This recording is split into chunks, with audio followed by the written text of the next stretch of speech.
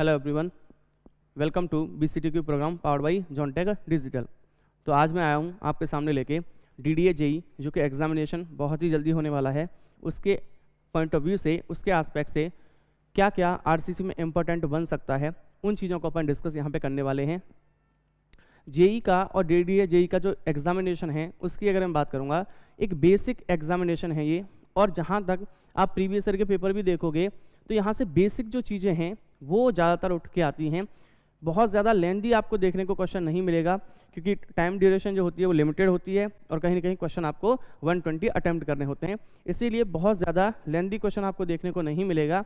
अगर कोई मिलता भी है, बाय द वे, थोड़ा सा अगर एग्जामिनेशन में ट्विस्ट लाने के लिए अगर वो डाल भी देता है तो वो क्वेश्चन आपको सबसे लास्ट में अटैम्प्ट करना है, और या फिर इतना मौका ही नहीं मिलेगा आपको कि आप उसको अटैम्प्ट कर सकें। तो इसीलिए आपको DDA JEE की जो प्रिपरेशन करनी है वो कुछ इस तरीके से करनी है कि आप जिस तरीके से भी पढ़े हो, आपके नोट्स जो होंगे उनको शॉर्ट नोट्स में कन्वर्ट करना है, और शॉर्ट जो चीज़ें हैं जो आपको नहीं याद रहती वो वहाँ पे लिखनी है, और ये चीज़ें आपको थॉरोली माइंड में रख के जानी है, तभी आपका JEE का एग्जामिनेशन क्लियर हो सकता है।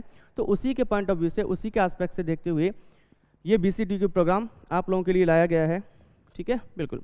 तो RCC की अपन बात करने वाले हैं, इसमें अपन बात करने वाले हैं RCC की, रीइंफोर्स सीमेंट कंक्रीट की।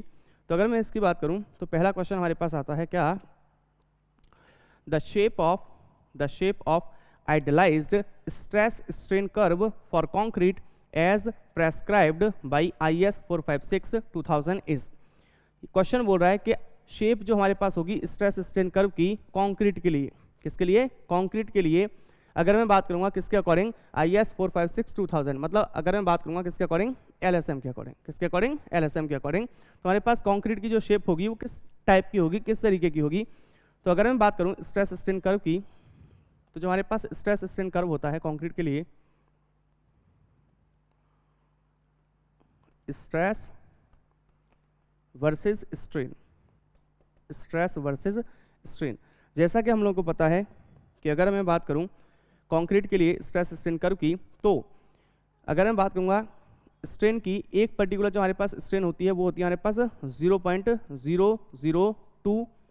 इस स्ट्रेन तक जो हमारे पास कहीं ना कहीं ग्राफ है वो बिहेव करता है एज ए पैराबोलिक, और इस 0.002 स्ट्रेन से लेके 0.0035 तक, अगर मैं बात करूंगा 0.0035 स्ट्रेन तक, ये जो हमारे पास ग्राफ होता है वो होता है सर रेक्टेंगुलर। कैसा होता है? रेक्टेंगुलर। तो अगर मैं इसकी बात करूंगा और इसके करस्पॉन्डिंग जो अपन को स्ट्रेंथ मिलती है, इसके करस्पॉन्डिंग जो अपन को स्ट्रेंथ मिलेगी वो मिलेगी अपन को FCK। कितनी मिलेगी? FCK। फिर इसमें अपन फैक्टर ऑफ सेफ्टी अगर और लगाएंगे तो हम लोगों को जो मिलेगा वो ग्राफ कुछ इस तरीके से अपन को मिलता है, जो कि मिलेगा अपन को 0.67 इंटू FCK, 0.67 इंटू FCK। तो यहाँ पे जो हम लोगों से क्वेश्चन पूछा गया है वो क्वेश्चन कुछ इसी टाइप से पूछा गया है कि जो हमारे पास आइडियलाइज शेप होगी स्ट्रेस स्ट्रेन कर्व की वो किस तरीके से होती है। तो ये होती है हमारे पास, पहला दे रखा है ऑप्शन हमें रेक्टेंगुलर, जी रेक्टेंगुलर है, लेकिन उसके साथ में पैराबोलिक भी है। तो रेक्टेंगुलर हमारे पास क्या हो जाएगा? गलत हो जाएगा। पैराबोलिक, तो पैराबोलिक भी हमारे पास क्या हो जाएगा? गलत हो जाएगा। रेक्टेंगुलर एंड पैराबोलिक, तो ये क्या हो जाएगा? सही। हाँ बिल्कुल, इन दोनों का ही कॉम्बिनेशन होता है अगर मैं बात करूँगा किसकी? स्ट्रेस और स्ट्रेन के कर्व की। बिल्कुल। चलिए नेक्स्ट, अगर मैं क्वेश्चन की बात करूं, नेक्स्ट हमारे पास जो क्वेश्चन है वो है deflection can be controlled by using appropriate, कि डिफ्लेक्शन को हम किस तरीके से कंट्रोल कर सकते हैं, किसका यूज करके। तो अगर मैं बात करूं, हम लोगों ने पढ़ा है क्या कि जो हमारे पास स्पान और डेप्थ का जो रेशो होता है, span to depth ratio, span to depth ratio, span to depth ratio controls the deflection। ये डिफ्लेक्शन को क्या करता है सर? कंट्रोल। ये डिफ्लेक्शन को क्या करता है? कंट्रोल करता है। किस तरीके से? तो अगर मैं बात करूंगा, अगर हमारे पास जो बीम है, जो सेक्शन है, अगर वो मेरे पास है कैंटिलीवर, अगर वो मेरे पास है कैसा? कैंटिलीवर, तब हमारे पास जो स्पान टू डेप्थ का जो हमारे पास रेशो होना चाहिए, स्पान टू डेप्थ का जो हमारे पास रेशो होना चाहिए, it should be greater than equals to 7। It should be greater than equals to 7। ये 7 से या उसके बराबर होना चाहिए, 7 से ज़्यादा या उसके बराबर। अगर मैं सिंपली सपोर्टेड बीम के लिए बात करूंगा तो जो हमारे पास स्पान टू डेप्थ का रेशो है, तो हमारे पास जो स्पान टू डेप्थ का जो हमारे पास रेशो है it should be greater than equals to 20, it should be greater than equals to 20।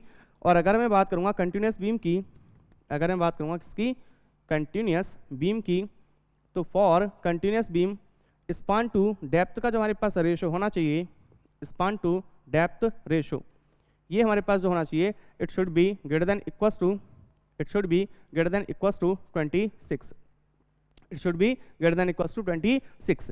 तो अगर मैं बात करूं, यहाँ से हम लोगों को क्लियरली दिखाई दे रहा है कि जो हमारे पास कहीं ना कहीं स्पान टू डेप्थ का जो हमारे पास रेशो है, ये हमारे पास कैंटिलीवर सेक्शन के लिए अलग है, सिंपली सपोर्टेड के लिए अलग है, और कंटिन्यूस के लिए हमारे पास क्या है सर, अलग है। इसका मतलब कहीं ना कहीं डिफ्लेक्शन को कौन कंट्रोल कर रहा है, स्पान टू डेप्थ का रेशो कंट्रोल कर रहा है। तो अगर मैं बात करूँगा, पहला ऑप्शन दे रखा है अपन को आस्पेक्ट रेशो नहीं, मॉड्यूलर रेशो नहीं, स्पान टू डेप्थ रेशो, तो यही ऑप्शन हमारे पास क्या हो जाएगा, सही, क्या हो जाएगा, सही। ज़्यादातर जो आपको क्वेश्चन देखने को मिलेंगे डीडीए जेई में स्पेशली, वो देखने को मिलेंगे थ्योरेटिकल। कैसे, थ्योरेटिकल। न्यूमेरिकल क्वेश्चन वहाँ पे कम देखने को मिलेंगे, क्योंकि न्यूमेरिकल क्वेश्चन पूछने के लिए और बहुत सारे एग्जाम्स हैं, ठीक है ना, बिल्कुल। चलिए अगर मैं बात करूँ तो नेक्स्ट हमारे पास क्वेश्चन है वो है the term characteristic load, the term characteristic load means that load which has probability of not being exceeded during the life of the structure is equals to। तो अगर मैं बात करूंगा कि जो हमारे पास टर्म है कैरेक्टरिस्टिक लोड, वो किसको रिप्रेजेंट कर रही है, उस प्रोबेबिलिटी को रिप्रेजेंट कर रही है जो कि कभी भी नहीं एक्सीड करेगी पूरे लाइफ ऑफ द स्ट्रक्चर में। कितने परसेंट से, ऑप्शन है हमारे पास 90%, 95%, 99% और 100%। तो अगर मैं कैरेक्टरिस्टिक लोड की बात करूं, अगर मैं बात करूं किसकी, कैरेक्टरिस्टिक लोड की अगर मैं बात करूंगा, तो कैरेक्टरिस्टिक लोड जो हमारे पास होता है, ये वह लोड होता है, कैरेक्टरिस्टिक लोड हमारे पास वह लोड होता है जो कि through out the life of the structure कभी भी इसकी प्रोबेबिलिटी जो है आने की उस पर्टिकुलर स्ट्रक्चर पे वो 95% से ज़्यादा एक्सीड नहीं करेगी, 95% से ज़्यादा एक्सीड नहीं करेगी। मात्र 5%, 5% और उससे कम ही ऐसे प्रोबेबिलिटी है जो कि किसी केस में ये उससे ज़्यादा हो सकता है। कभी अर्थक्वेक आ गया, ठीक है ना, कभी सीस्मिक जोन में अगर हम लोग बात करें तो वहाँ पे अगर हमारे पास कहीं ना कहीं अगर सीस्मिक जोन में हमारे पास अर्थक्वेक वगैरह या ये सब चीज़ें देखने को मिल रही हैं, तो 5% ही हमारे पास ऐसी प्रोबेबिलिटी होती है कि ये क्या कर जाए, उससे एक्सीड कर जाए। बिल्कुल, उस लोड को बोलते हैं अपन कैरेक्टरिस्टिक लोड। क्या बोलते हैं, कैरेक्टरिस्टिक लोड। इसका जो हमारे पास ग्राफ होता है, इसका जो हमारे पास ग्राफ होता है प्रोबेबिलिटी डिस्ट्रीब्यूशन कर्व जिसको बोलते हैं अपन, ये हमारे पास कुछ इस तरीके से होता है, ये हमारे पास कुछ इस तरीके से है, जो कि अगर मैं बात करूं यहाँ पर वर्टिकल एक्सिस पे अपने पास है क्या, फ्रीक्वेंसी, क्या है, फ्रीक्वेंसी, और हॉरिजॉन्टल एक्सिस पे अगर मैं बात करूंगा तो ये हमारे पास क्या, लोड, क्या है, लोड, ठीक है ना, बिल्कुल। तो अगर मैं फ्रीक्वेंसी और लोड की अगर मैं बात करूंगा, फ्रीक्वेंसी और लोड की अगर मैं बात करूंगा, या फिर अगर मैं स्ट्रेंथ की बात करूं, या फिर अगर मैं किसकी बात करूं सर, स्ट्रेंथ की अगर मैं बात करूं, तो अगर मैं बात करूं एक पर्टिकुलर लोड कोई भी मैंने अगर यहाँ पे कंसिडर किया है, इस लोड की प्रोबेबिलिटी है कि 5% ये क्या हो सकता है सर, फेल हो सकता है, और 95% ये क्या हो सकता है सर, यहाँ पे ये वाला सेक्शन पास हो सकता है। इसका मतलब ये वाला जो मेरे पास लोड कहलाएगा वो क्या कहलाएगा, कैरेक्टरिस्टिक लोड। वही वो लोड हमारे पास क्या है, कैरेक्टरिस्टिक लोड, और उसके करस्पॉन्डिंग जो हमारे पास स्ट्रेंथ होगी वो क्या कहलाएगी, कैरेक्टरिस्टिक स्ट्रेंथ एफसी के। अगर मैं बात करूंगा ये जो हमारे पास प्रोबेबिलिटी डिस्ट्रीब्यूशन कर्व है, जहां पर हमें मिलेगी मैक्सिमम फ्रीक्वेंसी, जहां पर अपन को मिलेगी क्या सर, मैक्सिमम फ्रीक्वेंसी, उस पर्टिकुलर फ्रीक्वेंसी के करस्पॉन्डिंग जो हमारे पास लोड होगा या स्ट्रेंथ होगी, उसको बोलेंगे अपन मीन स्ट्रेंथ। क्या बोलेंगे अपन, मीन स्ट्रेंथ। तो अगर मैं बात करूंगा यहाँ पे जो अपन से पूछा गया था उसको बोलेंगे अपन क्या, मीन स्ट्रेंथ। तो अगर मैं बात करूंगा अगर मैं बात करूंगा तो देखिए यहाँ पे हमारे पास क्या है, यहाँ से लेके ये हमारे पास क्या है, एफसी के, और यहाँ से लेके यहाँ तक ये जो हमारे पास होता है वो हमारे पास होता है 1.65 इंटू सिग्मा, 1.65 इंटू सिग्मा। तो इसका मतलब अगर हम लोग बात करेंगे टारगेट मीन स्ट्रेंथ की, तो यहाँ से अपन को टारगेट मीन स्ट्रेंथ जो मिलती है, जिसको अपन एफएम से रिप्रेजेंट करते हैं, एफएम इक्वल्स टू ये अपने पास हो जाएगा क्या, एफसी के प्लस 1.65 इंटू सिग्मा। ये हो जाएगा अपने पास क्या, एफएम इक्वल्स टू एफसी के plus 1.65 into 1.65 into sigma. Sigma हमारे पास होता है स्टैंडर्ड डेविएशन। क्या होता है? Standard deviation. तो अगर मैं इसकी बात करूंगा, यहाँ पे अपन से बात जो पूछी थी वो कैरेक्टरिस्टिक लोड के करस्पॉन्डिंग पूछी थी। तो मैंने आपको बताया कैरेक्टरिस्टिक लोड वह लोड होता है जिसकी 95% प्रोबेबिलिटी होती है कि कभी भी वो उस पर्टिकुलर इंटेंसिटी से उस पर्टिकुलर स्ट्रक्चर पे एक्सीड नहीं करेगा। उस पर्टिकुलर लोड को बोलते हैं अपन क्या? Characteristic load. चलिए नेक्स्ट अगर मैं क्वेश्चन की बात करूं तो ये बोल रहा है for reinforced cement for reinforced concrete members totally immersed in sea water. ठीक है, पूरा का पूरा इमर्स्ड है किसमें? सी वाटर में, comma the additional cover thickness recommended by the code is, कि जो हमारे पास एडिशनल कवर थिकनेस जो रिकमेंड करता है कोड, इस पर्टिकुलर केस में जब हमारे पास कहीं ना कहीं स्ट्रक्चर जो हमारे पास है रीइंफोर्स्ड कंक्रीट स्ट्रक्चर वो किसमें इमर्स्ड है? सी वाटर में। तो एडिशनल हम लोगों को कितना कवर प्रोवाइड कराना पड़ेगा? एडिशनली कितना कवर प्रोवाइड कराना पड़ेगा? अगर मैं इसकी बात करूं तो हमें पता है सर अगर मैं एक्सपोजर कंडीशन की बात करूं, अगर मैं बात करूं किसकी? एक्सपोजर कंडीशंस की, एक्सपोजर कंडीशंस और minimum nominal cover, exposure condition और मिनिमम नॉमिनल कवर। अगर मैं इसकी बात करूंगा तो एक्सपोजर कंडीशन हमें पता है कौन कौन सी होती है हमारे पास? Mild, moderate, severe, very severe, mild, moderate, severe, very severe और एक्सट्रीम। और कौन सी है हमारे पास? एक्सट्रीम। ये हमारे पास क्या होती है? Exposure condition. क्या है? Exposure condition. अगर मैं इन एक्सपोजर कंडीशन के अकॉर्डिंग अगर मैं मिनिमम नॉमिनल कवर की अगर मैं बात करूंगा तो देखिए माइल्ड में अपन जो मिनिमम नॉमिनल कवर यूज कर सकते हैं वो कर सकते हैं अपन 20 mm। कितना? 20 mm। मॉडरेट की अगर मैं बात करूंगा तो मॉडरेट में अपन करते हैं 30 mm। कितना? 30 mm। अगर मैं बात करूं किसकी? सीवियर कंडीशन की, तो सीवियर कंडीशन में अपन करते हैं कहीं ना कहीं कितना? यहाँ पे करते हैं अपन 45 mm। अगर मैं बात करूँगा वेरी सीवियर कंडीशन की तो अपन यूज़ करते हैं कितना? 50 mm। और अगर मैं बात करूँ एक्सट्रीम कंडीशन की तो अपन यूज़ करते हैं कितना? 75 mm। कितना? 75 mm। ये नॉमिनल कवर अपन को मिनिमम यूज़ करना ही करना पड़ेगा। अब वो क्या बोल रहा है? ये बोल रहा है सर कि अगर सी वाटर जो हमारे पास है वो इमर्स्ड हो गया किसमें? वो इमर्स्ड हो चुका है सर सी वाटर में। किसमें? सी वाटर में। हमें पता है कि सर हमारे पास जो सीवियर कंडीशन होती है यहाँ से स्टार्ट हो जाता है हमारे पास। ये कंडीशन हमारे पास शो करती है कि कंक्रीट हमारे पास क्या है? Concrete immersed in sea water, concrete immersed in sea water. तो ये हमारे पास कंडीशन है। तो इसका मतलब इसके लिए हमें कवर कितना रिक्वायर्ड है? 45 mm। कितना रिक्वायर्ड है? 45 mm। तो अगर मैं बात करूंगा कि आरसीसी के लिए माइल्ड कंडीशन में कितना कवर चाहिए अपन को? वो चाहिए अपन को 20 mm। और अगर मैं उसको ही सी वाटर में अगर मैं डाल देता हूं तो मुझे कितना चाहिए सर? मुझे चाहिए 45 mm। इसका मतलब एडिशनली कितना रिक्वायर्ड हुआ मुझे? तो एडिशनली रिक्वायर्ड हुआ मुझे 45 माइनस 20। इसका मतलब 25 mm मुझे एडिशनली कवर रिक्वायर्ड होगा।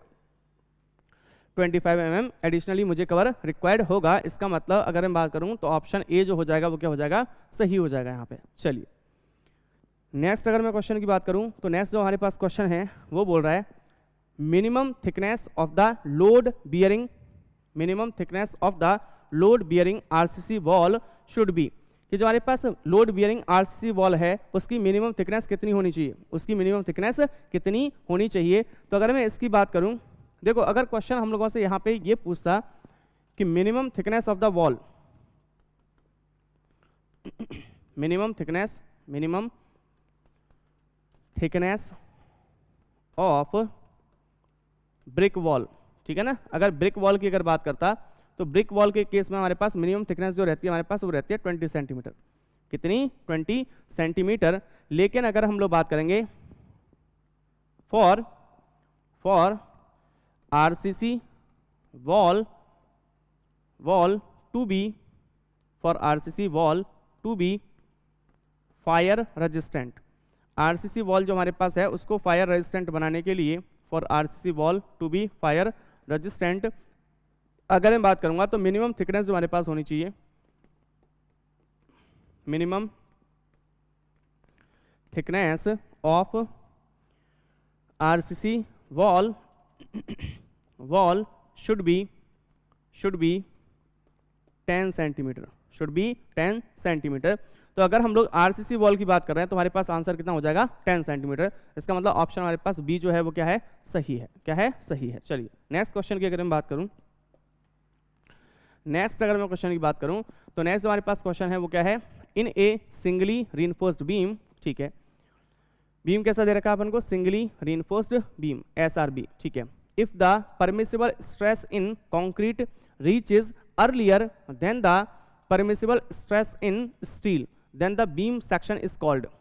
अगर मैं बात करूं, क्वेश्चन में बोल रहा है कि एक सिंगली रीइंफोर्स हमारे पास सेक्शन है, एक बीम है जिसमें कि कंक्रीट जो है वो अपनी परमिसिबल लिमिट पे पहले पहुंच जाती है। कंक्रीट की परमिसिबल लिमिट होती है सर क्या, सिग्मा सीबीसी। क्या होती है, सिग्मा सीबीसी। तो कंक्रीट अपनी परमिसिबल लिमिट पे पहले पहुंच जाती है। इसका मतलब अगर मैं कंक्रीट में स्ट्रेस की बात करूं तो जो मेरे पास कहीं ना कहीं कंक्रीट की स्ट्रेस है सी वो किसके बराबर हो चुकी है, सिग्मा सीबीसी के बराबर हो चुकी है। क्यों, क्योंकि उसकी जो हमारे पास परमिसिबल लिमिट है वो कितनी है, सिग्मा सीबीसी। तो जो हमारे पास कंक्रीट है उसमें अपन ने लोड बढ़ाते गए, लोड बढ़ाते गए, लोड बढ़ाते गए, लोड बढ़ाते गए, और हुआ क्या कि जो हमारे पास कंक्रीट है वो अपनी परमिसिबल लिमिट पे पहुंच गई, और उसकी जो हमारे पास परमिसिबल लिमिट है वो क्या है, सिग्मा सीबीसी। क्या है, सिग्मा सीबीसी। जबकि अगर मैं बात करूंगा तो स्टील अपनी परमिसिबल लिमिट पे नहीं पहुंची है, या वो बाद में पहुंचेगी।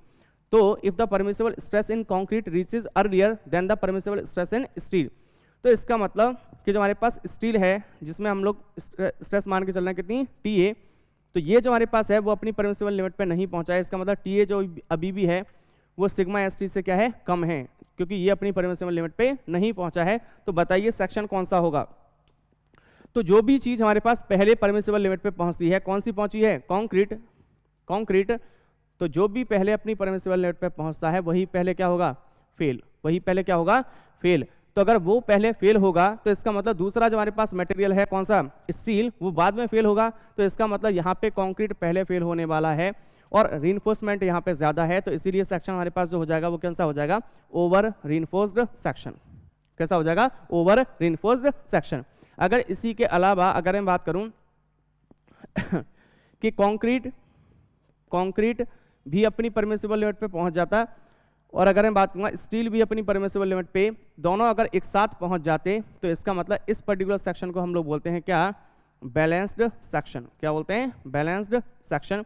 मतलब दोनों की जो मात्रा है वो सफिशिएंट है जितनी रिक्वायर्ड है उसके अकॉर्डिंग। और अगर मैं बात करूंगा कि अगर CA जो हमारे पास है, मतलब कंक्रीट जो है वो अपनी परमिसिबल लिमिट पे नहीं पहुंचा है, लेकिन जो हमारे पास TA है वो अपनी कहीं ना कहीं परमिसिबल लिमिट पे पहुंच चुका है। TA बराबर हो चुका है किसके, सिग्मा ST के। इसका मतलब अब पहले कौन सी चीज फेल हो गई, स्टील फेल फर्स्ट। इसका मतलब सेक्शन जो हमारे पास है वो कैसा है, ये हमारे पास अंडर रीइंफोर्स्ड सेक्शन। कैसा है, अंडर रीइंफोर्स्ड सेक्शन। इसका मतलब यहाँ पे हम लोगों से बोला था कि कंक्रीट जो है वो पहले अपनी परमिसिबल स्ट्रेस पे पहुंचती है, परमिसिबल लिमिट पे पहुंचती है। इसका मतलब सेक्शन कैसा हो जाएगा, ओवर रीइंफोर्स्ड सेक्शन। चलिए नेक्स्ट अगर मैं क्वेश्चन की बात करूं तो नेक्स्ट क्वेश्चन है हमारे पास, while estimating a reinforced cement structure the omitted cover of concrete is assumed। तो अगर मैं बात करूंगा कि जब हम लोग एस्टिमेट कर रहे हैं एक रीइंफोर्स्ड सीमेंट स्ट्रक्चर को, तो जो हमारे पास ओमिटेड कवर जितना होना चाहिए कंक्रीट के लिए वो कितना एज्यूम किया जाता है। तो अगर मैं बात करूंगा पहला ऑप्शन है हमारे पास क्या, eight the end of the reinforcing bar not less than 15 mm। जो हमारे पास रीइंफोर्सिंग बार हैं उनके एंड पे 15 mm से कम नहीं होना चाहिए, और twice the diameter of the bar. बिल्कुल सही बात है कि अगर मैं एंड पे अगर मैं बात करूंगा, ये हमारे पास कोडल प्रोविजन है IS 456 2000। तो इसके लिए अगर मैं बात करूंगा LSM के अकॉर्डिंग, तो हमारे पास at the end of reinforcing bar, जो हमारे पास रीइंफोर्सिंग बार है उसके केस में अगर मैं बात करूंगा तो उसके एंड पे हमारे पास किससे कम नहीं होना चाहिए, 15 mm, और twice the diameter of the bar, मतलब 25 से कम नहीं होना चाहिए। Second option, in this slab, in the case of slab या इन थिन स्लैब 12 mm मिनिमम कितना होना चाहिए सर, 12 mm का अपन को क्या देना है, वहाँ पे कवर देके चलना है। मिनिमम 12 mm किसमें, थिन स्लैब में, और diameter of the bar which ever is more, मतलब कवर जो अपन को प्रोवाइड कराना है वो प्रोवाइड कराना है maximum of 12 mm, maximum of 12 mm और डायमीटर ऑफ बार किसके केस में? थिन स्लैब के केस में। और अगर थर्ड अगर मैं बात करूं तो वो है हमारे पास फॉर रीइंफोर्सिंग लॉन्गिट्यूडनल बार, मतलब मेन बार की बात कर रहा है किसमें? बीम में। तो बीम के केस में मिनिमम कितना रखना है उनको? 25 mm और diameter of the target bar which ever is more. तो 25 mm और जो हमारे पास डायमीटर है लॉन्गिट्यूडनल बार का, उसमें से जो भी हमारे पास ज़्यादा होगा वो हमारे पास क्या हो जाएगा? उसका उतना तो हमें मिनिमम नॉमिनल कवर रख के ही चलना है। इसका मतलब तीनों ही जो हमारे पास ऑप्शन है वो क्या है? सही है। इसका मतलब ऑप्शन डी जो हो जाएगा वो क्या हो जाएगा? सही है हो जाएगा, क्योंकि ये क्या है हमारे पास? कोडल प्रोविजन। चलिए नेक्स्ट अगर मैं क्वेश्चन की बात करूं तो नेक्स्ट है हमारे पास विच IS code gives the details regarding water to be used in concrete। तो कौन सा IS कोड है जो कि अपन को डिटेल देता है कि वाटर जो यूज करना है अपन को किसमें? कंक्रीट में। किसमें? कंक्रीट में। तो अगर अपन बात करें IS 456 जो हमारे पास है, ये हम लोगों को बताता है किसके बारे में? ये बताता है हम लोगों को कि portable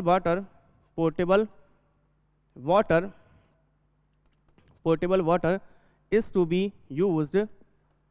be used in concrete, कि हम लोगों को जो पोर्टेबल पीने लायक जो पानी है उसी को कंक्रीट में क्या करना है? अपन को यूज़ करना है। क्या करना है? यूज़ करना है। ऐसा नहीं कि कहीं से नाले से आप पानी लेके आ गए या कहीं समुद्र से आप लोग पानी लेके आए। ये कौन बताता सर? ये बताता अपन को IS 456 2000 बताता है। जबकि अगर मैं बात करूँ सर IS 383 की, तो ये बताता है अपन को फाइन एंड कोर्स एग्रीगेट के बारे में। किसके बारे में? फाइन एंड कोर्स एग्रीगेट के बारे में बताता है हमें कौन? IS 383। तो यहाँ पे अपन से किसके बारे में पूछा था? वाटर के लिए। तो वाटर के लिए कौन सा हो जाएगा? IS 456। चलिए नेक्स्ट अगर मैं क्वेश्चन की बात करूं तो नेक्स्ट क्वेश्चन है हमारे पास if D and N are the effective depth of the neutral axis respectively of singly reinforced beam, the लेबर arm of the beam is. तो अगर मैं बात करूं एक सिंगली रीइंफोर्स्ड बीम की, मान लीजिए ये हमारे पास एक जो बीम है वो कैसा है? Singly reinforced beam. ये हमारे पास सिंगली रीइंफोर्स्ड बीम है। तो इस बीम की अगर मैं बात करूं, ये हमारे पास सिंगली रीइंफोर्स्ड बीम है।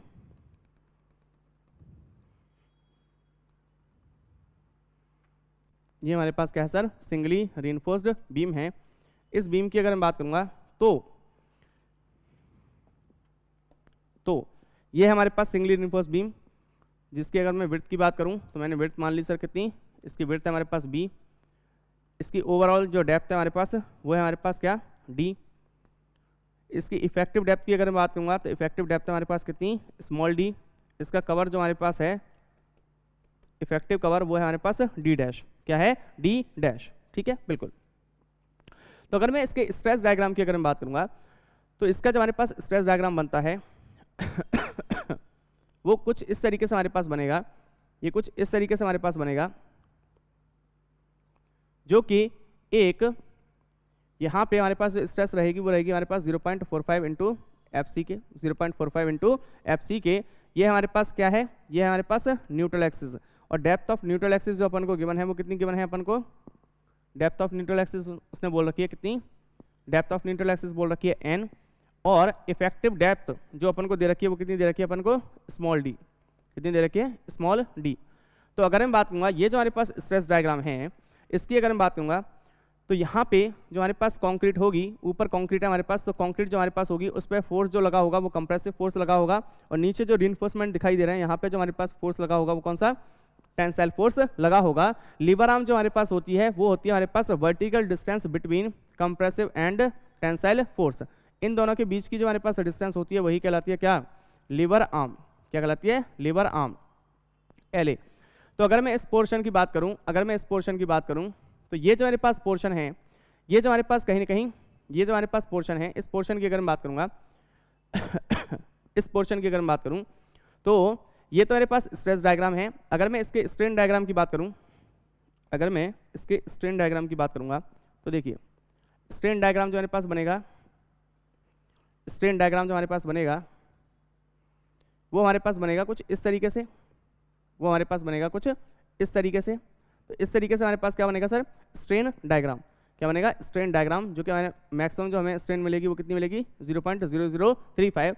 तो अगर मैं बात करूंगा इस स्ट्रेन डायग्राम की, तो देखिए ये तो हमारे पास स्ट्रेस डायग्राम है, ये क्या हमारे पास है, स्ट्रेन डायग्राम। तो अगर मैं बात करूं, या तो मैं इसमें कंप्रेसिव फोर्स और टेंसाइल फोर्स अगर मैं बात करूंगा, यहाँ पे जो हमारे पास फोर्स है वो हमारे पास क्या है, मान लीजिए सी, क्या है सी, और यहाँ पे जो हमारे पास फोर्स है वो मेरे पास क्या है सर, टी, क्या है टी।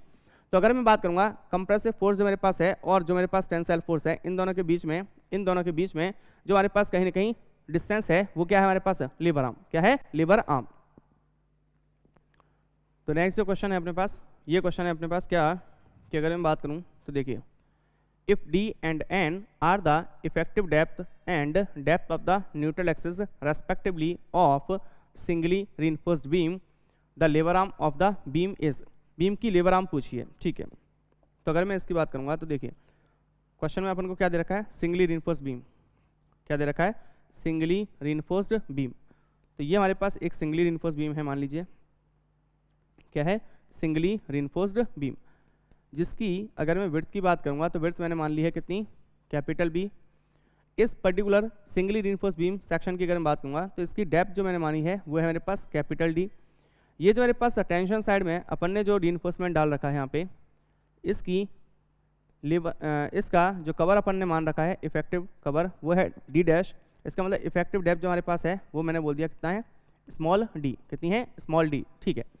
तो अगर मैं बात करूं इस पर्टिकुलर सेक्शन की सिंगली रिइंफोर्स्ड बीम की स्ट्रेस डायग्राम की, तो स्ट्रेस डायग्राम कुछ इस तरीके से अपन को देखने को मिलेगा।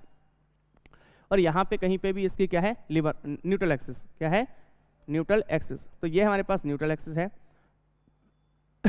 कुछ इस तरीके से देखने को मिलेगा अपन को, क्या,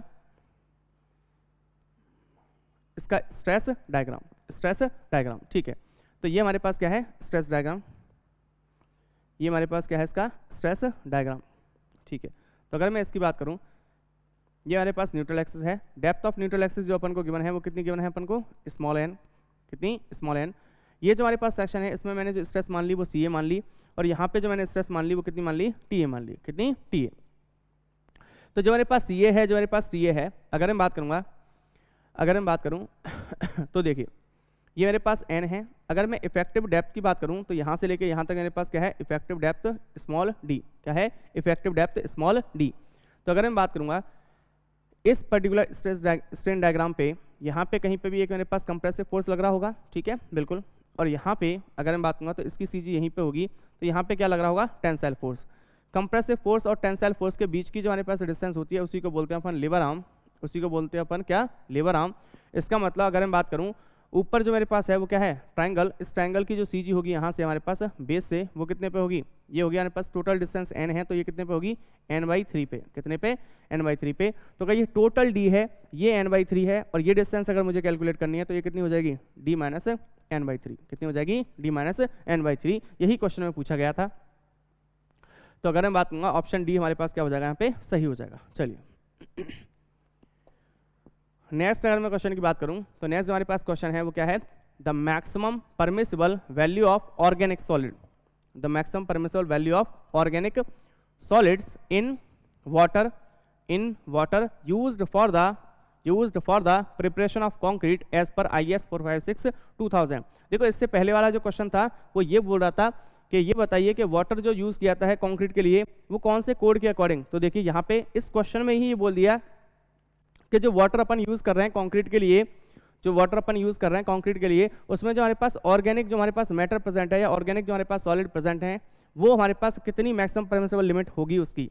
तो अगर मैं बात करूँगा ऑर्गेनिक सॉलिड की लिमिट की एज पर IS 456 के अकॉर्डिंग, तो ऑर्गेनिक सॉलिड जो हमारे पास होते हैं, ऑर्गेनिक सॉलिड जो हमारे पास होंगे इसकी मैक्सिमम लिमिट होती है हमारे पास 200 ppm, कितनी, 200 ppm। और ppm को ही बोलते हैं अपन क्या, मिलीग्राम पर लीटर, मिलीग्राम पर लीटर। ये क्वेश्चन रिपीट होने वाले हैं आपके एग्जाम में, क्यों, क्योंकि बहुत बार ऑलरेडी पूछे जा चुके हैं। अगर मैं बात करूंगा किसकी, अगर मैं बात करूंगा इनऑर्गेनिक सॉलिड्स की, अगर मैं बात करूंगा किसकी, इनऑर्गेनिक सॉलिड्स की, तो इसकी जो हमारे पास लिमिट होती है सर वो होती है 3000 ppm और मिलीग्राम पर लीटर। अगर मैं बात करूं सल्फेट्स की, अगर मैं बात करूँ किसकी, सल्फेट्स की, तो सल्फेट्स की जो हमारे पास लिमिट होती है वो होती है हमारे पास 400 मिलीग्राम पर लीटर, 400 मिलीग्राम पर लीटर। यहाँ पे अपन से जो पूछा था वो किसके बारे में पूछा था, वो पूछा था ऑर्गेनिक सॉलिड के बारे में। इसका मतलब ऑप्शन ए जो हो जाएगा वो क्या हो जाएगा, सही हो जाएगा। क्या हो जाएगा, सही हो जाएगा। चलिए नेक्स्ट अगर मैं क्वेश्चन की बात करूँ तो नेक्स्ट हमारे पास क्वेश्चन है वो है हमारे पास a membrane curing is done by, membrane जो क्यूरिंग है वो किस तरीके से की जाएगी। तो जो हमारे पास कंक्रीट की सरफेस होती है उस पर अपन पैराफिन वैक्स लगा के क्या करते हैं सर, पैराफिन वैक्स लगा के अपन क्या करते हैं, या रेजिन लगा के अपन क्या करते हैं, उस पर क्यूरिंग करते हैं। तो बाई अप्लाइंग पैराफिन और resin based liquid on the surface of the concrete is called as membrane curing, is called as membrane curing. तो ऑप्शन क्या ये क्या हो जाएगा सर, सही हो जाएगा। चलिए नेक्स्ट हमारे पास क्वेश्चन है वो हमारे पास क्या है, to control the deflection limit state, to control the deflection limit state the basic values of span to effective depth ratio as per IS 456/2000 for simply supported and continuous beam are taken as. मैं अभी आपको last में बता के आ रहा हूँ कि जो हमारे पास स्पान और डेप्थ का जो रेशियो होता है कैंटिलीवर के लिए कितना होता है 7, कैंटिलीवर के लिए कितना होता है 7, SSB सिंपली सपोर्टेड बीम के लिए कितना होता है 20, और अगर मैं कंटिन्यूस के लिए बात करूं तो कंटिन्यूस के लिए कितना होता है 26। तो यहाँ पे अपन से किसके लिए पूछा है, यहाँ पे अपन से पूछा है सिंपली सपोर्टेड के लिए और किसके लिए, कंटिन्यूस के लिए। तो कितना हो जाएगा 20 और 26, इसका मतलब ऑप्शन ए जो है वो क्या हो जाएगा, सही। क्या हो जाएगा, सही। चलिए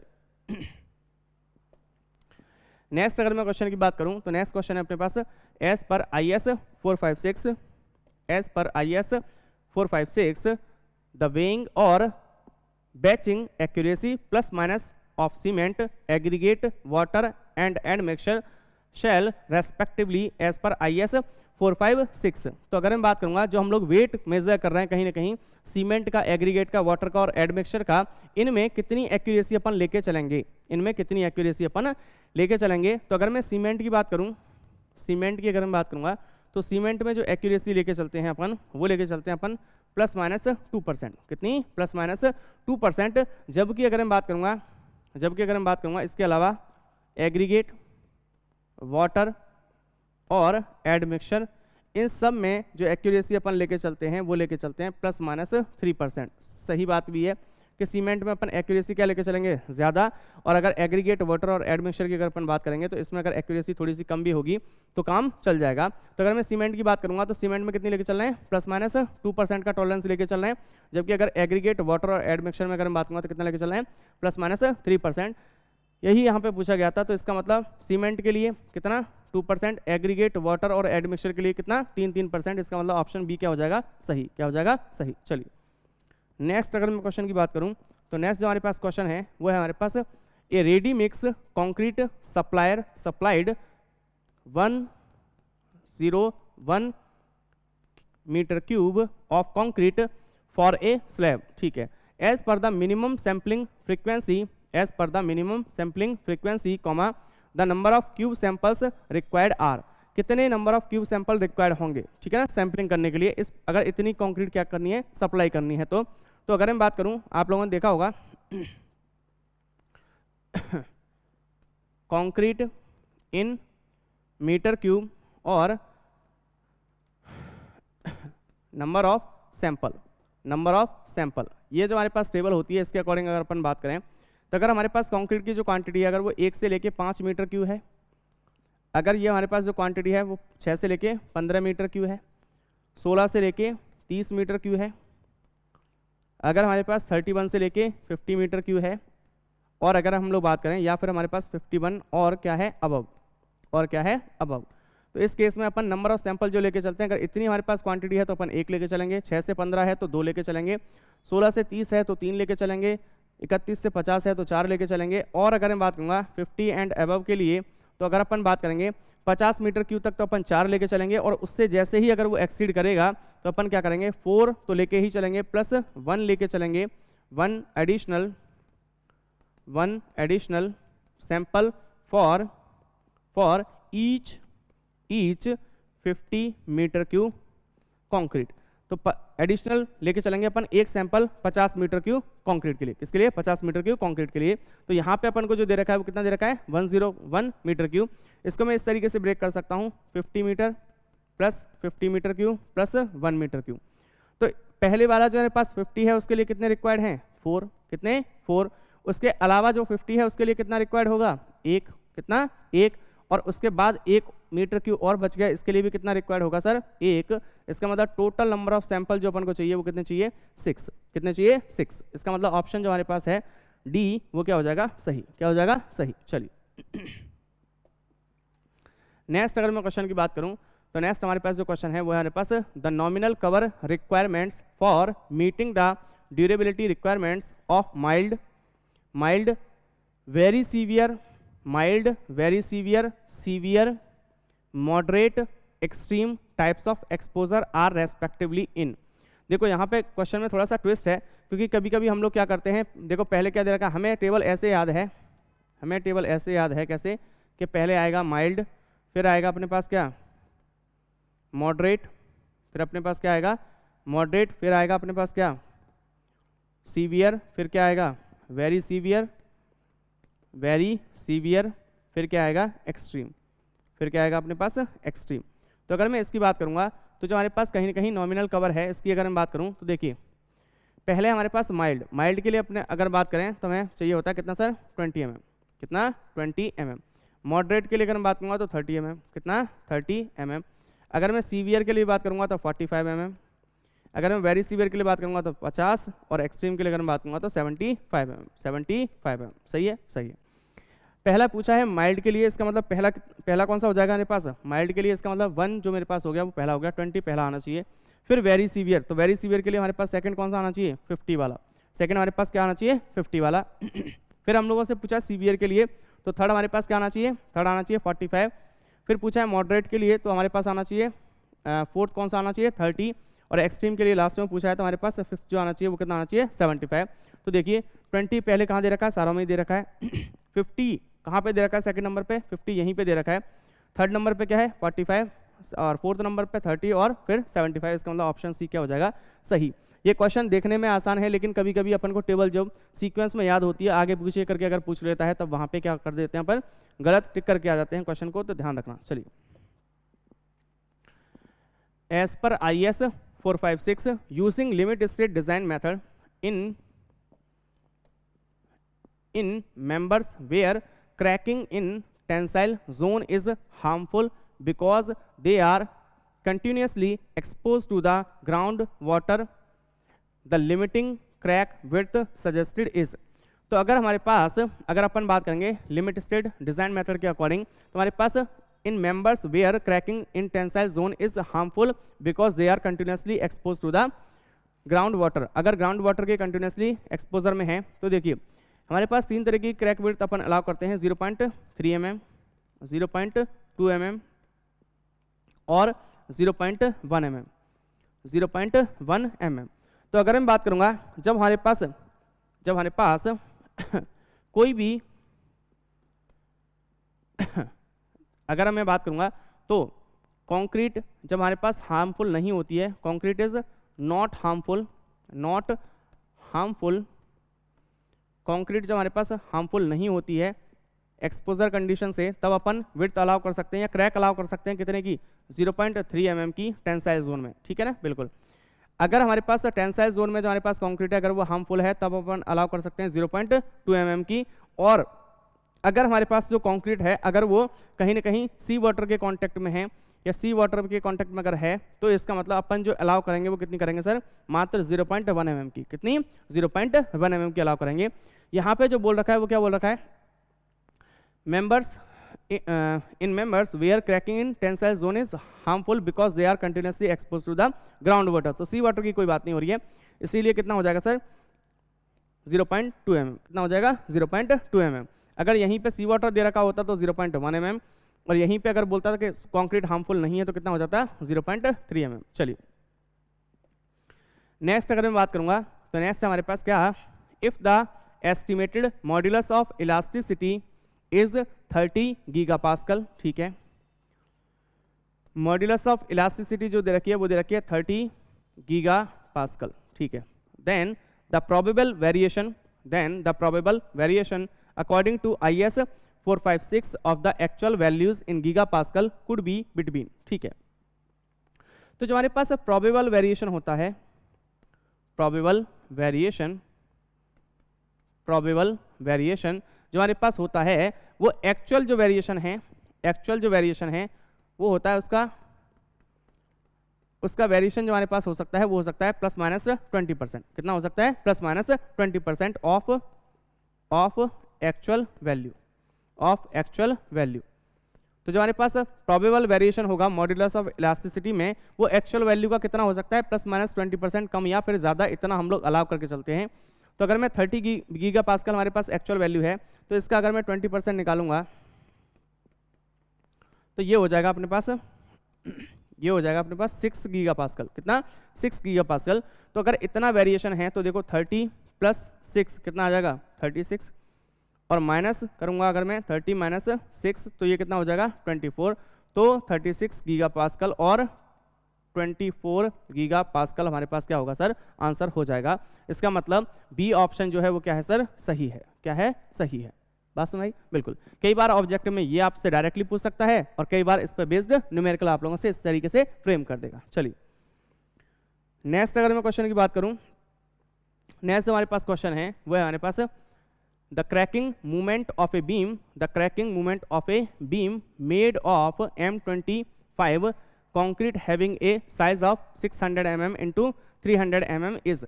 तो अगर मैं क्रैकिंग मूवमेंट की बात करूं, हमें जो कंक्रीट का गेट दिया हुआ है वो कितना है? M25। बीम का जो अपन को साइज दे रखा है वो दे रखा है अपन को, साइज ऑफ बीम जो अपन को दे रखा है वो कितना दे रखा है अपन को? ये दे रखा है अपन को 600 mm इंटू 300 mm। ठीक है। और अपन से पूछा क्रैकिंग मूवमेंट। तो देखो अगर क्रैकिंग मूवमेंट अपन से पूछा है तो हमें पता है बेंडिंग इक्वेशन से कि M/I इक्वल टू जो हमारे पास होता है वो होता है अपने पास F/Y। क्या होता है? F/Y। हम लोगों से पूछा है M क्रैकिंग, तो M क्रैकिंग अपने पास क्या हो जाएगा? F/Y इंटू आई। F/Y इंटू आई, ये हो जाएगा। बिल्कुल हो जाएगा सर। अब F अगर मैं बात करूँगा तो देखिए रेक्टेंगुलर चैनल सेक्शन है, रेक्टेंगुलर सेक्शन है हमारे पास। तो इसका मतलब अगर मैं I अबाउट न्यूट्रल एक्सिस की अगर मैं बात करूँगा तो ये तो सिंपल सा हो जाएगा BDQ/12। ये तो कितना हो जाएगा? BDQ/12। अगर BDQ/12 की अगर मैं बात करूँगा तो ये सेक्शन जो हमारे पास है वो कुछ इस तरीके से हमारे पास, विड्थ जो हमारे पास सेक्शन की है वो कितनी है? 300 mm। और डेप्थ जो हमारे पास ओवरऑल है वो कितनी है हमारे पास? 600 mm। तो B जो हमारे पास है वो कितना है? 300 इंटू ये हमारे पास है 600 का होल क्यूब अपॉन 12। Y जो हमारे पास हो जाएगा वो हो जाएगा अपने पास D/2। वो हो जाएगा अपने पास D/2। इसका मतलब D कितना है? 600। तो 600 डिवाइडेड बाई 2, इसका मतलब कितना हो गया? 300 mm। कितना हो गया? 300 mm। ठीक है। अगर मैं बात करूँगा तो F हमारे पास अभी भी नहीं है। F जो हमारे पास होती है वो यहाँ पे शो करती है किसको? फ्लेक्सरल स्ट्रेंथ को। किसको? फ्लेक्सरल स्ट्रेंथ को या फिर मॉड्यूलस ऑफ रप्चर को। Flexural strength. तो फ्लेक्सरल स्ट्रेंथ जो हमारे पास होती है, फ्लेक्सरल स्ट्रेंथ जो होती है जिसको अपन FCR से डिनोट करते हैं, तो FCR होती है अपने पास 0.7 अंडर रूट में FC के। 0.7 अंडर रूट में FC के। तो 0.7 इंटू अंडर रूट में 25, इसका मतलब ये हो गया हमारे पास कितना? 0.7 इंटू 5, ये हो गया अपने पास 3.5। कितना हो गया? 3.5। ठीक है। ठीक है। यहाँ पे अगर मैं बात करूँ तो MCR जो हमारे पास हो जाएगा, ये हमारे पास हो जाएगा F तो हमारे पास हो गया कितना? 3.5। ये हमारे पास कितना हो गया? ये हमारे पास हो गया 300 इंटू 600 का होल क्यूब अपॉन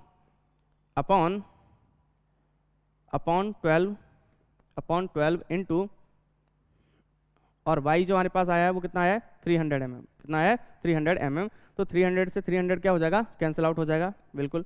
अगर इसको अगर अपन सॉल्व करें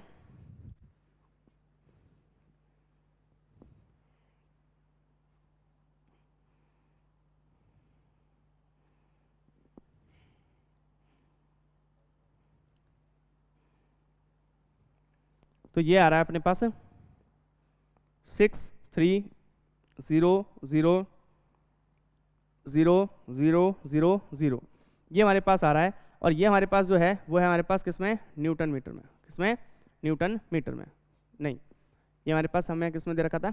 ये हमें mm में दे रखा था ना। बिल्कुल। तो ये हमारे पास न्यूटन mm में। तो इसको अपन लिख सकते हैं क्या? 63 into 10⁶ Newton mm। 63 into 10⁶ Newton mm। ऐसा कोई ऑप्शन है क्या? बिल्कुल है सर, ऑप्शन ए ही है। इसका मतलब ऑप्शन ए क्या हो जाएगा यहाँ पे सही हो जाएगा, क्या हो जाएगा सही हो जाएगा। बात सुनाई। चलिए नेक्स्ट अगर मैं क्वेश्चन की बात करूँ, नेक्स्ट अगर मैं क्वेश्चन की बात करूँगा तो नेक्स्ट क्वेश्चन है अपने पास, as per code minimum grade of concrete in reinforced concrete design. Minimum grade of concrete जो मैं यूज करूंगा आरसीसी में, where concrete surface is exposed to sea water spray. तो जो मिनिमम कंक्रीट सरफेस में minimum where concrete surface is expose to sea water spray. तो minimum grade of concrete में क्या यूज करूंगा, तो अगर मैं बात करूंगा, देखो आरसीसी में जो minimum grade of concrete upon use करते हैं वो करते हैं M20। कितना? M20। अगर मैं सी वाटर में बात करूं, अगर मैं सी वाटर में बात करूंगा, सी वाटर कंडीशन में, तो वहां पे अपन करते हैं M30। कितना? M30। लेकिन अगर मैं बात करूंगा सी वाटर स्प्रे, स्प्रे ज़्यादा खतरनाक होता है सर, तो अगर मैं बात करूंगा सी वाटर स्प्रे में, तो यहाँ पे अपन यूज़ करते हैं M35। और अगर मैं बात करूंगा फाउंडेशन में, तो फाउंडेशन में जो अपन मिनिमम ग्रेड यूज़ करते हैं, फाउंडेशन में अपन जो मिनिमम ग्रेड यूज़ करते हैं वो करते हैं सर M40। कितना? M40। अगर मैं बात करूंगा प्री स्ट्रेसिंग की, तो प्री स्ट्रेसिंग, या अगर मैं बात करूं प्री टेंशनिंग और पोस्ट टेंशनिंग, दोनों ही पार्ट हो जाएंगे प्री स्ट्रेसिंग के, प्री टेंशनिंग और पोस्ट टेंशनिंग। तो प्री टेंशनिंग और पोस्ट टेंशनिंग की अगर मैं बात करूंगा, तो देखो प्री में कितने आ रहे हैं, 3 वर्ड हैं, और पोस्ट में कितने हैं, 4 हैं। तो इसका जस्ट उल्टा, इसका मतलब यहाँ पे तो होगा M40 ग्रेड यूज। देखो 3 का उल्टा क्या है, 4, ठीक है ना। और यहाँ पे अगर मैं पोस्ट टेंशनिंग की बात करूँगा, तो 4 वर्ड है हमारे पास, तो क्या आएगा यहाँ पे M30 minimum grade of concrete, ये अपन को यूज करना है। ये ऐसे क्वेश्चन है जो बहुत बार पूछे गए हैं, तो DDA JEE में पक्का डेफिनेटली पूछे जाएंगे। यहाँ पे सी वाटर स्प्रे की बात कर रहा था, तो यहाँ पे कितना हो जाएगा M35। चलिए नेक्स्ट अगर मैं क्वेश्चन की बात करूं, तो नेक्स्ट हमारे पास the effective depth of a singly reinforced rectangular beam is 300 mm full stop. The section is over reinforced and the neutral axis is 120 mm below the top, ठीक है। If the maximum stress attained by concrete is 5 Newton per mm square and the modular ratio is 18, modular ratio कितना दे रहा है, 18 दे रखा है, then the stress developed in the steel will be, ठीक है। तो अगर मैं इसकी बात करूं सर, मुझे क्वेश्चन दे रखा है सिंगली रिइंफोर्स्ड रेक्टेंगुलर सेक्शन दे रखा है सिंगली रिइंफोर्स्ड रेक्टेंगुलर बीम इस 300 mm। तो अगर मैं बात करूंगा जिसकी इफेक्टिव डेप्थ मतलब स्मॉल d दे दिया मुझे कितना, 300 mm। चलिए बहुत बढ़िया।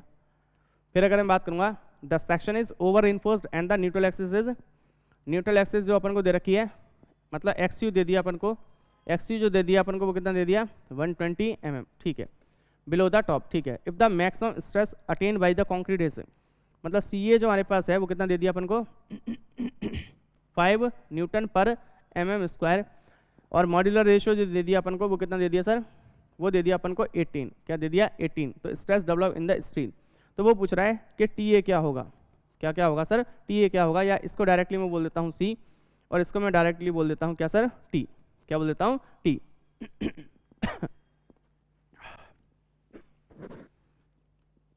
तो अगर मैं बात करूं, देखिए हमें क्या पता है सर हमें पता है डेप्थ ऑफ न्यूट्रल एक्सिस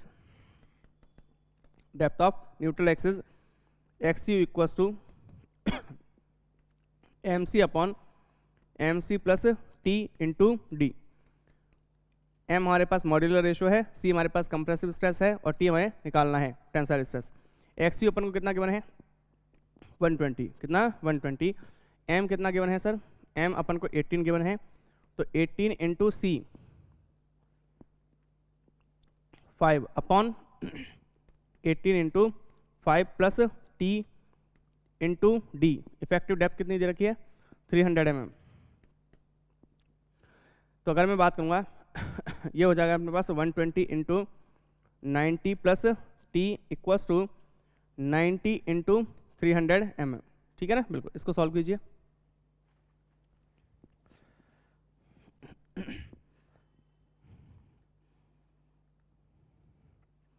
ये हो जाएगा 10800 प्लस 120 इंटू T, या अगर मैं डायरेक्ट करना चाहूँ तो 0 से 0 कैंसिल हो जाएगा,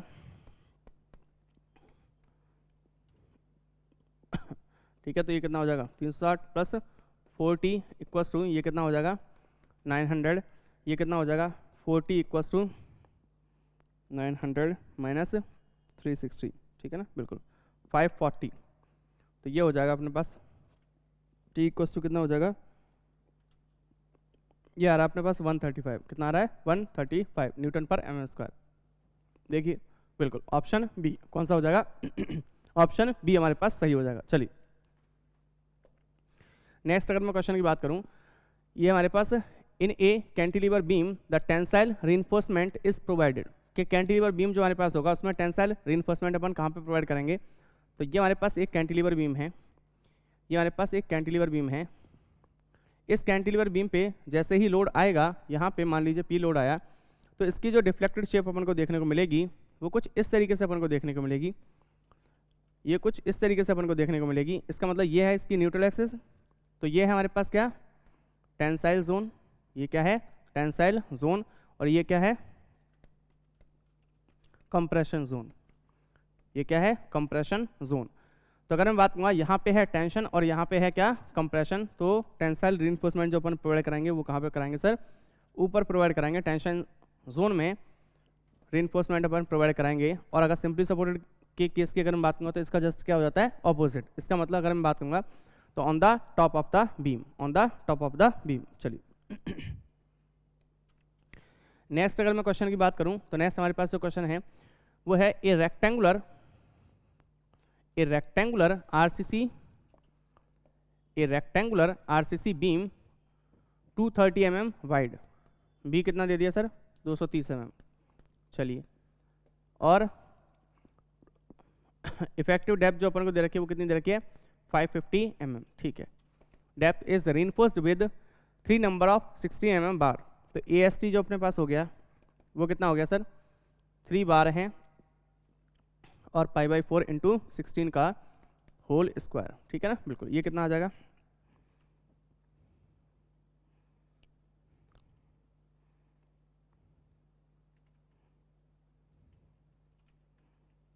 ये आ रहा है अपने पास 602.88 ठीक है। फिर अगर मैं बात करूँगा M20 मुझे ग्रेड दे रखा है कंक्रीट का, बहुत बढ़िया। FE जो दे रखा है मुझे वो दे रखा है 415, बहुत बढ़िया। और अगर मैं बात करूँगा तो पूछा है बीम सेक्शन जो हमारे पास होगा वो कौन सा होगा, under enforced, balance, over enforced या फिर नन ऑफ दी अबव। तो हमें पहले देखना पड़ेगा, क्यों, क्योंकि अपन को पता है क्या सर कि अगर 3 कंडीशन अपने पास होती हैं, अगर XU मतलब actual depth of neutral axis अगर हमारे पास XU लिमिट के बराबर आ जाएगी तो बैलेंस सेक्शन होता है हमारे पास। अगर हमारे पास जो XU है अगर वो लेस देन है XU लिमिट से तो हमारे पास ये हमारे पास हो जाएगा बैलेंस सेक्शन। अगर ऐसी कंडीशन हमारे पास है तो ये हो जाएगा हमारे पास अंडर रीइंफोर्स्ड सेक्शन। और अगर थर्ड वन की अगर मैं बात करूँगा तो अगर XU जो हमारे पास है अगर वो ग्रेटर देन है किससे XU लिमिट से तो हमारे पास जो सेक्शन होगा वो कैसा होगा ओवर रीइंफोर्स्ड सेक्शन। इसका मतलब पहले हमें निकालने पड़ेंगे XU और XU लिमिट। तो अगर मैं बात करूँ फॉर FE 415 XU लिमिट जो हमारे पास होगा इसके लिए हमें डायरेक्ट पता है कितना होता है, ये होता है हमारे पास 0.48 इंटू डी, 0.48 इंटू डी। तो 0.48 इंटू डी कितना दे रखा है अपन को, डी दे रखा है अपन को 550।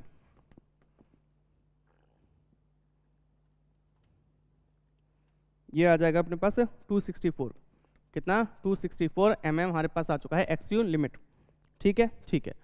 फिर अगर मैं बात करूँ अब मुझे निकालना पड़ेगा क्या XU। तो हमें पता है सर अगर लिमिटेड स्टेट से अगर मैं बात करूँगा तो C इक्वल टू टी करके अपन क्या निकालते हैं actual depth of neutral axis, क्या निकालते हैं actual depth of neutral axis. C कितना होता है 0.36 इंटू FC के into B into XU equals to 0.87 into FY into AST into AST। चलिए तो अगर मैं इसकी बात करूँ ये हो गया हमारे पास 0.36, ग्रेड जो दे रखा है कंक्रीट का वो कितना है M20 दे रखा है, विड्थ कितनी दे रखी है, विड्थ कितनी दे रखी है 230 mm, कितनी 230 mm। XU निकालना है 0.87 इंटू FE कितना दे रखा है 415, AST में निकाल चुका हूँ ऑलरेडी ऊपर 602.88। मैं यहाँ पे कॉन्सेप्ट सिखा रहा हूँ, इतना लंबा क्वेश्चन तो नहीं आना चाहिए DDA में क्योंकि कैलकुलेशन लंबी हो जाएगी, अगर आएगा भी तो बाद में आपको अटेम्प्ट करना है, ठीक है बिल्कुल। तो XU अगर मुझे निकालना है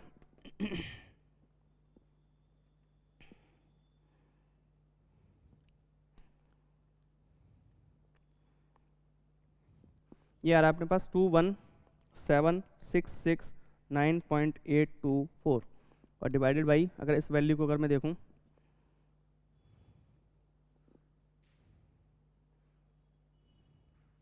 तो ये आ रही है अपने पास 1656।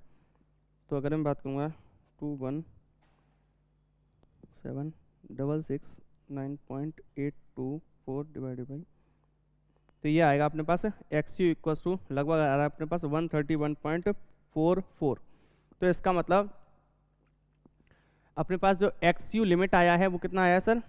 एक्स यू लिमिट आया अपने पास 264, जबकि एक्स यू जो हमारे पास आ रहा है वो कितना आ रहा है 134। इसका मतलब एक्स यू लिमिट जो हमारे पास है, एक्स यू लिमिट जो हमारे पास है वो कहीं ना कहीं ज़्यादा है, या फिर मैं बोल दूं कि एक्स यू जो हमारे पास है वो कम है किससे? एक्स यू लिमिट से।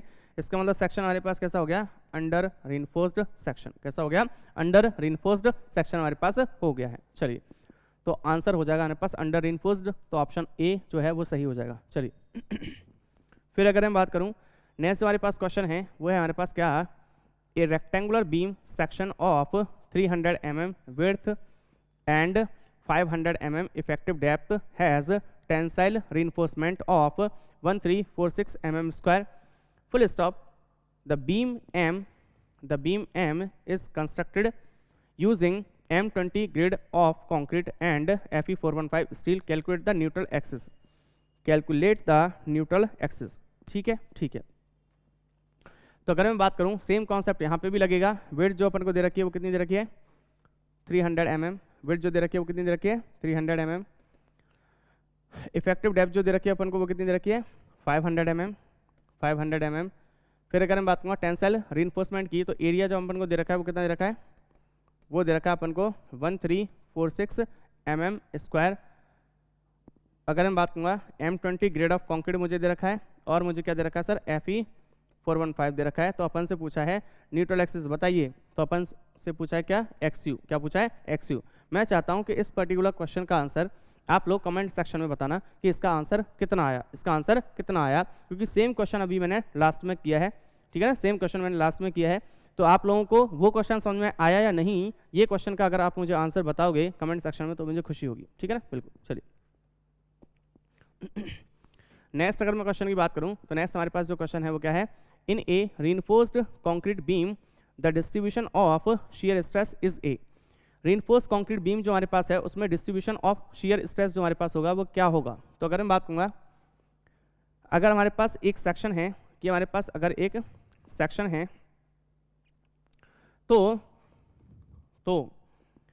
शियर स्ट्रेस डिस्ट्रीब्यूशन की अगर मैं बात करूँगा, तो शियर स्ट्रेस डिस्ट्रीब्यूशन कुछ इस तरीके से अपन को देखने को मिलता है। शियर स्ट्रेस डिस्ट्रीब्यूशन कुछ इस तरीके से अपन को देखने को मिलता है कि न्यूट्रल एक्सिस तक तो रेक्टेंगुलर, और उसके बाद पैराबोलिक, तो यहाँ पे तो है हमारे पास रेक्टेंगुलर, जबकि यहाँ पे हमारे पास कैसा है? पैराबोलिक। ये हमारे पास शियर स्ट्रेस डिस्ट्रीब्यूशन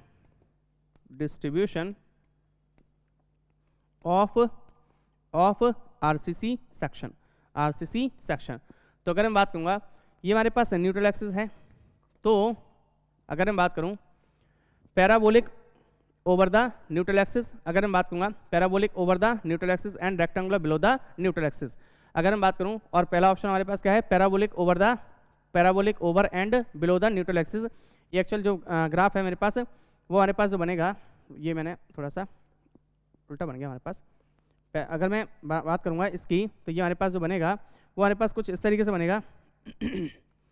देखिए यहाँ पे ऑप्शन देखिए, पहले rectangular over the neutral axis and parabolic below the neutral axis. ठीक है ना, बिल्कुल। तो अगर मैं बात करूँ, पहला ऑप्शन हमारे पास क्या है? Parabolic over and below the neutral axis, parabolic over neutral axis and rectangular below the neutral axis, rectangular over the neutral axis and parabolic below the neutral axis, rectangular over and below the neutral axis. तो अगर मैं graph की बात करूं, करूंगा sir तो graph कुछ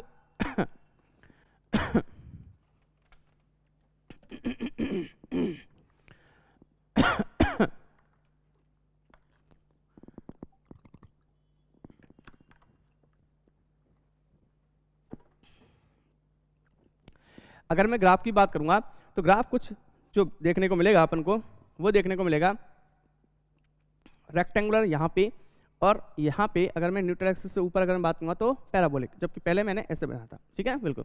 तो यहाँ पे अगर मैं बात करूंगा शेयर स्ट्रेस डिस्ट्रीब्यूशन की, तो वो है हमारे पास parabolic above the neutral axis and rectangular below the neutral axis, rectangular below the neutral axis, basic है। चलिए, तो अगर मैं बात करूंगा, अब देखिए अगर मैं बात करूं तो parabolic over the neutral axis and rectangular below the neutral axis, rectangular over the neutral axis and parabolic below the neutral axis, इन दोनों ऑप्शन की अगर मैं बात करूंगा तो देखिए न्यूट्रल एक्सिस से ऊपर कैसा है पैराबोलिक और नीचे कैसा है रेक्टेंगुलर, इसका मतलब न्यूट्रल एक्सिस से ऊपर पैराबोलिक और नीचे कैसा है रेक्टेंगुलर, इसका मतलब ऑप्शन बी क्या हो जाएगा सही, क्या हो जाएगा सही। चलिए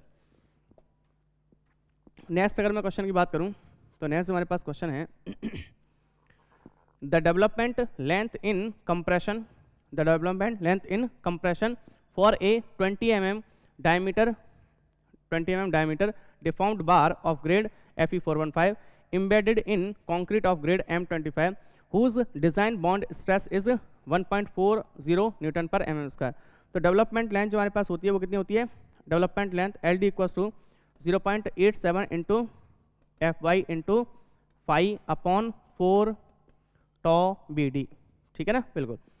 अगर मैं बात करूंगा LD की तो ये LD इक्वल्स हो जाएगा मेरे पास 0.87, ग्रेड कितना दे रखा है Fe415, डायमीटर कितना दे रखा है, डायमीटर दे रखा है मुझे 20 mm, तो ये हो गया मेरे पास 20 mm अपॉन 4 इंटू, अब टॉ BD की अगर मैं बात करूँगा बॉन्ड स्ट्रेस की, तो देखिए कंप्रेशन जोन में पूछ रहा है, कंप्रेशन जोन में पूछ रहा है, और किसके लिए पूछ रहा है, ये पूछ रहा है सर डिफॉर्म्ड बार के लिए। तो डिफॉर्म्ड बार के लिए कितना परसेंट इंक्रीज करके चलेंगे, डिफॉर्म्ड बार के लिए कितना परसेंट इंक्रीज करके चलेंगे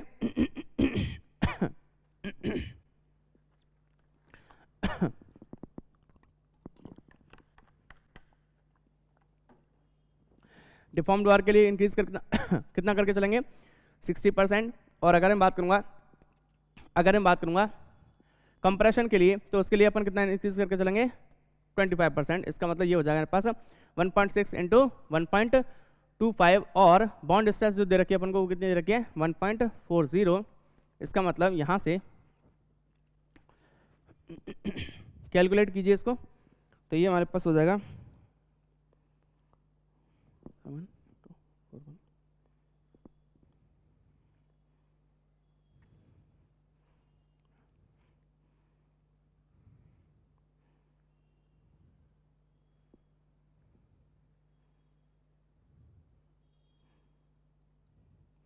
तो ये आ जाएगा हमारे पास 644.732 mm, डेवलपमेंट लेंथ की बात हो रही है तो mm, इसका मतलब नियरेस्ट जो हमारे पास ऑप्शन है वो कितना है 645, कितना है 645, तो ये हमारे पास क्या हो जाएगा, इसका आंसर हो जाएगा डी, क्या हो जाएगा आंसर डी।